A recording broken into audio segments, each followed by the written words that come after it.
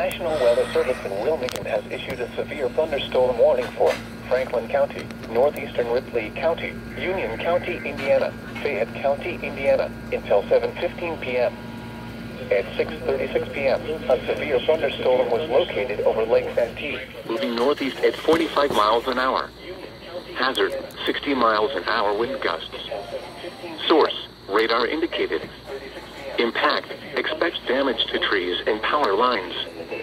Locations impacted include Connorsville, Batesville, Brookville, Liberty, West College Corner, Oldenburg, Glenwood, Lake Santee, Salem, Waterloo, Blooming Grove, Columbia, Metamora, Bunker Hill, Brownsville, Laurel, Cedar Grove, Mount Carmel, Dunlapsville, and Whitewater State Park. This includes I-74 in Indiana between mile markers 145 and 153.